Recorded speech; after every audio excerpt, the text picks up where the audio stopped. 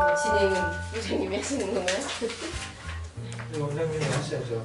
우리 소장님이 하셨었어요. 그럼 일단 그러면 이거 먼저 빠르게 해볼까요? 로 데이터를 먼저. 네. 이거 애들 이름을 다 거론할 수는 없을 거라서 번호를 맞춰야 네, 하는데 번호, 네. 네. 번호로 얘기를 해보면 지금 진행하시는 거죠. 학생별로 어떤 학생이 합격을 했고 어떤 학생이 불합격했는지에 대해서 우리가 파악한 능력을 기준으로 그다음에 이 학생들이 평소에 답하는 어떤 패턴, 스타일, 그리고 지식, 문제풀이 능력 이런 걸 기준으로 해서 상상 문제도 조금 해부해보고 학생들의 능력도 조금 해부해보면서 어떻게 해야 상상고에 합격할 수 있는가에 대한 좀 결론을 내보기로 하죠. 수학 선생님, 과학 선생님, 그리고 우리 지휘자 원장님, 그리고 제가 같이 얘기를 하고 있습니다. 얘가 입문을 처음부터 잘하지 않았고 자기가 잘 못하고 있으니까 내가 실력을 높이기 위해서 이 학원의 도움을 더 많이 받고 싶다. 나를 못하는 학생으로 평가를 한 뒤에 나에게 훈련할 기회를 더 달라. 이 얘기를 자기 입으로 당당하게 하고 손도 들었어요. 자기가 못한다고 생각하는 학생 했을 때 가장 먼저 손을 번쩍 들었어요. 그러니까 이 학생만 놓고 보면 상상고 입시가 그렇게 힘들진 않다. 인문 영역 기준으로 열심히 공부할 마음만 먹고 온다면 합격할 수 있다. 저는 그렇게 생각하거든요. 그래서 일단 선생님이 합격 방법 1을 얘기해 주신 거나 마찬가지죠. 수학 잘한다. 그리고 선생님이 과학 잘한다. 근데 저는 좀 다른 얘기 하고 싶어요. 열심히 할 마음을 먹고 오면 합격할 수 있다. 네, 그것도 인정합니다. 동의하시는 거죠? 네. 그리고 이거 말고 또 어떤 학생이 합격한다 이렇게 해주실 말씀 있는 12번? 12번 학생. 네. 아, 네. 저도 그래요. 네. 12번 학생. 아, 12번 학생이 못했다고요? 아니요, 다른 요소로 잘했다고요. 12번 학생이? 네. 그러니까 수학을 막 엄청나게 잘한다라기보다는 말을 좀 더 조리 있게 잘한다. 전달력이 좋다. 맞아요. 그러니까 얘가 전달력이 네. 좋아요. 그러니까 답은 간혹 틀린 적이 있었으나 음. 본인의 그 생각을 전달하는 건 훌륭했던 것 같아요. 그러면 지식이 많거나 수학적 감각이 뛰어나거나 네. 문제풀이 능력이 좋거나 하는 것 외에 네. 자신이 생각한 바를 정확하게 전달할 줄 아는 능력, 이게 네. 중요하다는 거죠. 네. 저도 동의해요. 얘가 인문 독서 인성 수업할 때도 얘가 그 능력이 돋보이는 학생 중에 한 명이었거든요. 네. 자신감이 있어야 열심히 할 수 있다. 열심히 하면 합격할 수 있다. 단순하네요. 근데 아까 또 겸손했기 때문에 열심히 한 친구도 있는 거잖아요. 네. 아, 자신의 실력을 정확하게. 근데 그 겸손함도 자신감이었어요. 내가 이걸 뛰어넘을 수 있다. 걔가 자기가 못한다 그랬단 말이에요. 근데 제가 질문을 하잖아요. 그럼 제일 먼저 손을 들어요. 칠판 앞에 가서 저걸 해봐 했을 때 제일 먼저 손을 들고 해서 틀리고 지적받고 고친다니까요. 대단한 거죠. 기술력, 당당하게 말하기, 자신감 있게 말하기, 큰 목소리로 말하기. 네. 마지막 순간까지 상상고 입시 그렇게 힘든 거 아니다. 네. 그러니까 마지막 순간까지 최선을 다해서 가장 연습량이 많은 학생, 네. 그동안 공부했던 걸로 복습을 막 하면서 정리를 충실히 한 학생들이 합격을 할 수 있다. 네. 자기소개서를 쓸 때 막 엄청 어려운 걸 가지고 사람들이 이해 못할 정도로 복잡하게 쓰는 게 아니고 어떤 현상이나 사건에 대해서 그게 인문계 내용이든 자연계 내용이든 자신의 관점을 잘 얘기해 준다면 이것이 면접관에게 의미 있는 내용이 될 수 있다. 외국어처럼 적는 거 별로 안 좋다. 그러니까 막 어려운 과학 이론을 막 들이밀고 적어버리고 이러면 거의 외국어처럼 적는 거잖아요. 그거 모르는 사람은 무슨 말인지 모르니까 그거보다는 참신한 소재를 잘 보이게 적어주는 게 좋겠다. 그러면 어떻게 보면 이런 요소도 보일 수 있겠네요. 여학생들의 경쟁률이 높으니까 일단 창의는 무조건 논리적으로도 답을 맞춰야 되고 답만이 아니고 논리적 과정도 다 설명이 가능해야 되고 그리고 뭔가 눈에 띄는 부분이 있어야 되겠네요. 네. 그게 지금 우리 학교생 중에서는 일단 목소리에서의 구술력 자체가 좀 좋았던 친구들이 있는 것 같고 그리고 학생 한 명은 자기소개서에 아주 독특한 게 들어갔어요. 일반적이라면 조금 안 쓸 것 같기도 한 이게 자기소개서를 참신하게 만드는 요소가 됐을 수 있는데 아니나 다를까 지문도 들어갔거든요. 그걸 우리가 훈련시켜 주는 거라고 생각해요. 논리성, 논리적인지 아닌지 자기 검증을 할 줄 알아야 된다. 얘가 한번 이제 어긋나기 시작하면 거기서 이제 제자리로 못 돌아와요. 근데 거기서 얘 성격이 이제 되게 자세하고 많은 얘기 근거들을 뒷받침 붙이려고 하는데 얘 첫 발자국이 잘못 나가면 그 뒤에 덧붙이는 내용들이 다 잘못된 내용들이 붙어가지고 더 마이너스가 되는 거예요. 계속 말을 길게 할수록 마이너스 되는 계속 스타일. 마이너스가 네. 돼요.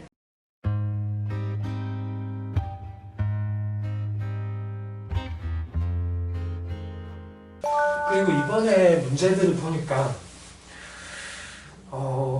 그 제시문이 있고 제시문을 활용해서 답하는 것은 이전에 나왔던 것과 크게 다르진 않아요. 네. 뭐 난이도가 올라갔다 뭐 이렇게 볼 수 있진 않은데 개별 면접 질문 난이도가 올라갔어요. 이 정도 수준이면 이거 외대인가 하나 본가 싶을 정도로 수준이 올라갔어요. 그러니까 예전에는 그냥 한번 물어봐준다. 그리고 그냥 압박을 넣어본다. 꼭 뭐 의미 있는 답을 들으려고 하는 게 아니어도. 근데 이번엔 그렇지가 않았어요. 그러니까 여기서 구술력이 되게 중요했죠. 네. 근데 우리 애들이 그거 연습을 꽤 많이 했었잖아요. 네. 그것도 중요한 원인이 되지 않았을까 싶어요. 개별 면접 지문 개수도 좀 많아졌고요. 네, 맞아요. 나눠봤어요. 그러면 이제 질문 개수가 많아진 게 특징이라는 특징이 있군요. 이번에 나온 문제도 네. 이전에 가르쳤던 것 중에 제시문 내용이 좀 비슷한 게 있었단 말이에요. 네. 그런데 그게 저 앞쪽에 있었기 때문에 이 친구는 그거를 또 못 들었을 수 있죠. 수학이나 과학도 그럴 수 있는 거잖아요. 네. 네. 그렇네요. 좀 더 일찍 와가지고 공부했더라면 더 좋았겠다 하는 생각. 네. 그러면 상상고 시험이 적어도 선생님이 가르치는 우리 반에 들어온다면 암기와 복습만 잘하면 붙는 그런 문제란 말인가? 예를 들면 내신 문제가 수학 내신 문제 같은 경우는 정말로 문제를 많이 풀어서 비슷한 유형의 문제를 막 풀어내잖아요. 그렇게 대비를 한단 말이에요. 근데 이제 상상고 수학 문제는 그렇게 비슷한 유형을 막 풀 수 있는 타입이 아니라 그 문장에서 요소를 빼내가지고 그걸 여기에 적용하고 이걸 해야 되는 거잖아요. 그럼 하나 딱 뽑으라면 네. 독해력? 독해력이 필요하죠. 독해력과 그것을 적용해야 되는 응용력 있어야 되는 거죠. 저는 다르게 보는데 네. 지문이 어렵지 않아요. 지문은 쉬워. 예를 들어볼게요. 네. 선생님은 달콤한 거 좋아해. 네. 그리고 선생님 매운 거 좋아해. 근데 여기 제시문이 하나 있어요. 이 제시문은 인간은 편견에 가득한 존재다. 이런 제시문을. 네. 이 제시문을 이용해서 이 차이를 설명해봐. 뭐 이런 거예요. 네. 이랬을 때 뭐 제시문 각각은 어렵지가 않잖아요. 네. 네. 근데 이걸 적용해서 구조를 짜가지고 말을 하나씩 해야 되잖아요. 네. 네. 그리고 그게 논리적이어야 되잖아요. 이 배치가 어렵더라고요. 해보니까 네. 이걸 못해요. 이걸 못해가지고 또 연습하고 또 연습하고 앞뒤가 안 맞잖아. 앞뒤를 맞춰 계속 이걸 했었거든요. 그러니까 저는 독해력보다는 자신이 말하고자 하는 내용에 대한 체계적인 정리, 이게 되게 중요하더라. 어쩌면 적용일 수도 있겠는데 적용과 체계성, 네. 독해력은 되게 중요한 요소긴 하죠. 네. 학생의 그 발전 가능성을 볼 수 있는 중요한 요소다. 그런 걸 경험했기 때문에 본인들이 이번 지문에서도 그런 걸 찾아낼 수 있었다라고 얘기를 편안하게 해줬- 임할 수 있었다는 네. 거죠. 얘기를 해줬거든요. 이제 그런 걸 봤을 때 이제 뭔가 유형이 좀 다른 타입일 수 있으나 그런 논리적인 걸 찾아내고 적용하고 하는 연습을 충분히 한 학생하고 안 한 학생이 차이가 있을 수 있다는 거죠.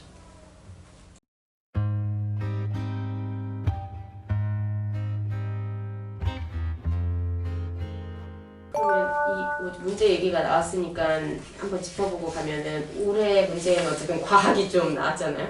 상망월, 항상월에 관한 내용이랑 이제 조석 현상이 하루에 몇 분이나 이제 이제 주기가 어떻게 되는가 이런 것들에 대한 지식이 있었으면 사실 이거는 중학교 교육과정 내에서 절대 풀 수 없는 문제이기 때문에 고등학교 내용이라서 이제 그거는 이제 지문으로 웬만큼 다 줬다고 하더라고요. 그래서 사실은 과학 문제인 것 같지만 과학의 탈을 쓰고 그 안에서 풀어야 되는 거는 결국 수학적으로 어떻게 이거를 식으로 만들어서 풀 것이냐. 문제 좋네. 잘 만들었네. 그럼 상상고가 수학적 독해력을 측정하는 거니까. 계산 자체가 복잡하거나 어렵진 않아요. 계산이 절대로. 막 복잡한 건 아니었어요. 그냥 정말 이번엔 탈만 쓰고 온 것 같아요. 작년, 재작년에는 아예 없었다고 치면 올해는 그냥 과학의 탈을 쓰고 탈은 쓰고 왔다. 네, 탈을 쓰고 왔지만 어쨌든 지문을 통해서 다 알려줬기 때문에 거기서 그걸 이제 도형이나 이제 요번에 각도나 이런 것들, 상대적인 운동 이런 것들에서 각도를 찾아야 되는 거니까. 근데 그것도 어쨌든 예상 가능한 거잖아요. 매해 이런 식이니까 이게 아무리 과학 문제고 처음 보는 수학 내용인 것 같지만 그게 전혀 지식이 배경이 필요하지 않다라는 걸 미리 수업 시간에 많이 강조하신 거잖아요. 네, 그렇죠. 그래서 그래서 읽고 풀 수 읽으면 있다는 거. 된다. 네. 다 지문에 있다. 이걸 다 파악할 수 있다. 뭘 파악해야 하는지 보자. 이걸 많이 하는 거죠.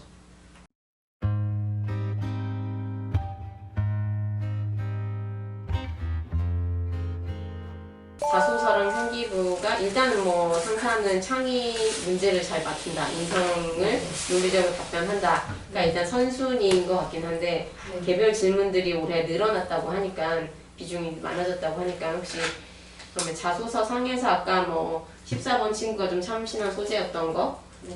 말고 또 자소서가 혹시 뭐 합격이나 아니면 불합격이나에 조금 영향이 있었을 것 같은 느낌의 뭐 그런 영향이 많이 있었을 것 같다니까요. 왜냐하면 질문을 날카롭게 했기 때문에.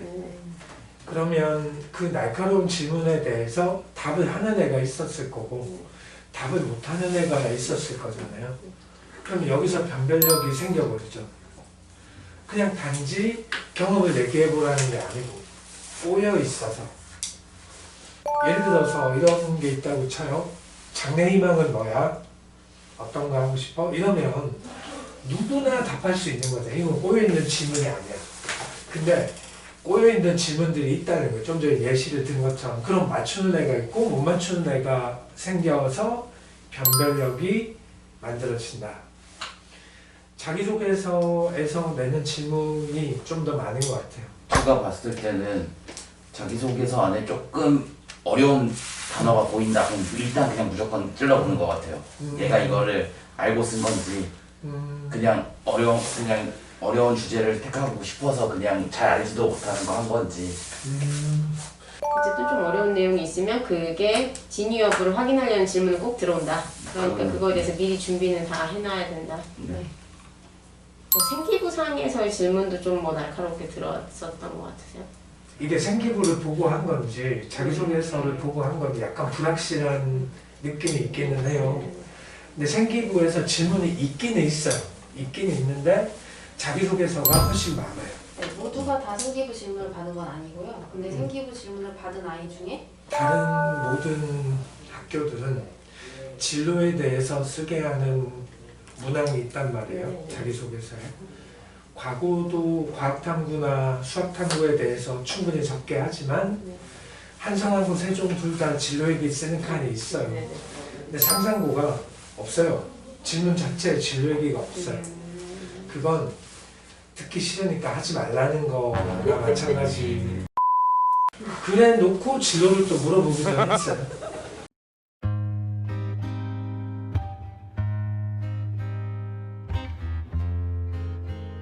마무리를 잠깐 하면 네.